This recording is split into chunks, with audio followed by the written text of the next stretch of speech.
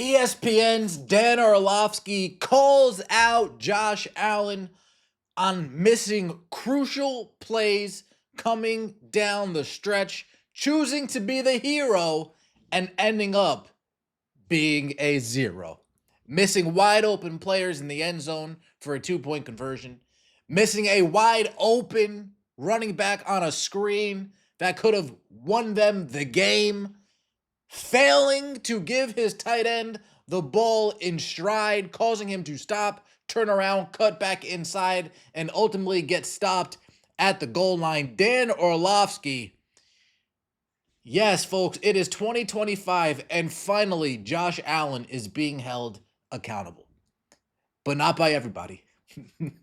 Colin Cowherd, Josh Allen's #1 fan, refuses to say, oh. Of course, Colin Cowherd is making excuses for one Josh Allen. In case you guys missed it, last night, Josh Allen fails to recover a fumble, fails to go after a fumble, fails to chase down a fumble. Missed one last week against Cleveland, but he came up with one there. Allen jukes away from Carter. And now more pressure, and it gets drilled. That ball is out. I don't see a whistle. That ball is loose. And instead of running after the football, instead of chasing it down, he complains to the referees, thinking he's Patrick Mahomes. Nope, not Pat Mahomes. Not Pat Mahomes.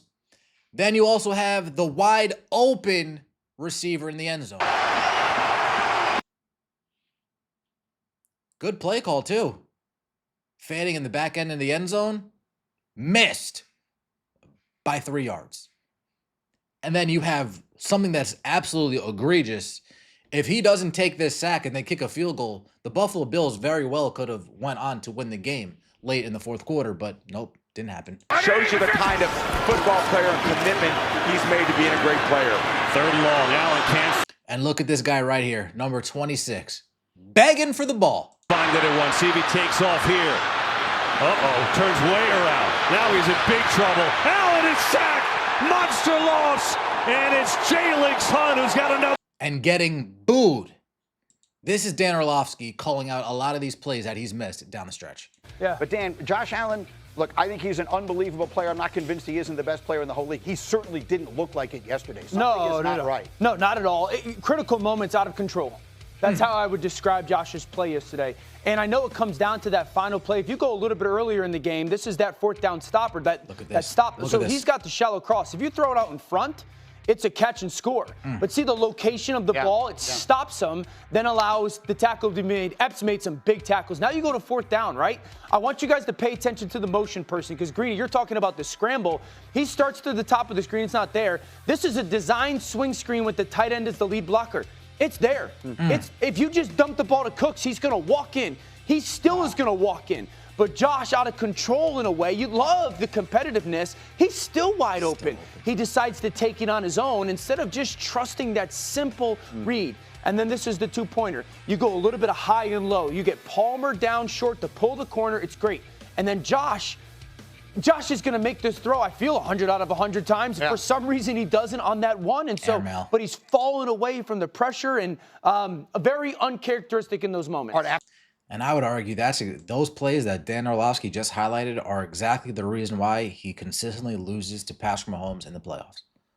When he goes up against a quarterback that knows what they're doing in the playoffs, that refuses to turn the ball over in the playoff, that makes the right plays in the playoffs, that plays like what Dan Orlovsky just highlighted is the difference between a player that can't get over the hump and a player that ultimately gets over the hump. I mean, look at these plays. Egregious. Look at this. Hit the tight end in stride. Dan Orlovsky is absolutely right. He's walking in for a touchdown. He is walking in for a touchdown. He hits this guy in stride. You go back to this swing pass right here. Come on. Get it out in the flat real quick to your back. If anything, he makes this defender miss over here if the tight end can't get on his blocks. Tight end hits his block. This is another walk-in for the touchdown. And then you have this wide open 2-point conversion ball that Josh Allen just can't convert on. He's been getting shielded by the media a lot. A lot. And this is the year of all years, Josh Allen, dude. Again, You're one of the 3 quarterbacks in my mind, in this league. The three legit big dog QBs, right? Mahomes, Allen, Stafford. The excuses for Josh Allen are running very thin. Can't really continue to make excuses or give him the benefit of the doubt anymore. And this guy's absolutely correct. Josh Allen getting blame. What timeline are we in? This is who he has been his entire career. This is what you try to make people look past. When it matters in the game, Josh Allen never delivers. That's why he's never had a win past the divisional round. That's why he'll never win a Super Bowl. Say what you want. Hurts makes the plays. Now, I do remember last year, Buffalo Bills up 34-31 against the Philadelphia Eagles. Jalen Hurts driving down. Takes it himself all the way to the house. 17, 21-yard scamper, something along those lines. Philadelphia Eagles go on and win that game.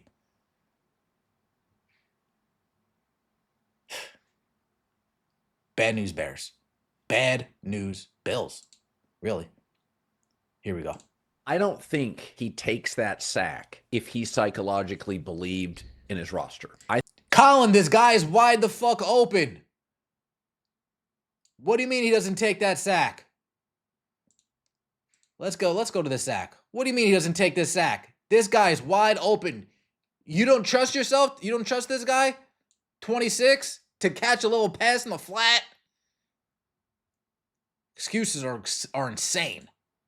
I don't think he takes that sack if he psychologically believed in his roster. I think Josh feels like I've got to make a play. That receiving core is just not good. That play you mentioned where Josh Allen made plays last night and got sacked. I could kind of live with that. It's like, yeah, Steph Curry's going to miss some 35-foot threes. He takes a lot of them. He makes a lot of those plays into touchdowns. Listen, I think it would be an incredible story. I'm a huge Josh Allen fan. It's hard to watch that team and go, they got 3 victories to the Super Bowl. With that roster, the way they play, how dependent they are on him to be Superman, where he's probably 70, 80%, and the roster around him. James Cook is not going to get, I would say, 120-plus yards. I remember a buddy in the league text me, if you sack Josh 7, 8, 9 times, that might as well be 25 because he's a hard guy to sack. And there were a couple times late in the game where he's making some great plays, getting out of it. I mean, the Eagles are all over this guy. I just think their offensive line, underrated part, not playing that well. I don't know if guys are banged.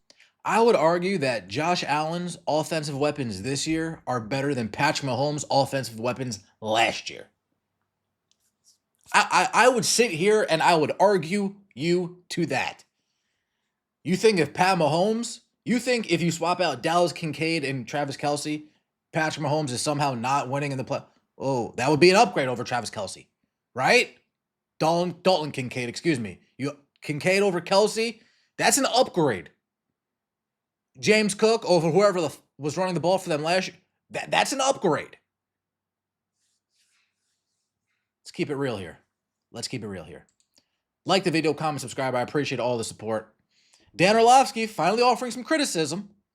Colin Cowherd still can't take his you-know-what out his mouth. Like, comment, subscribe. See you later. Peace!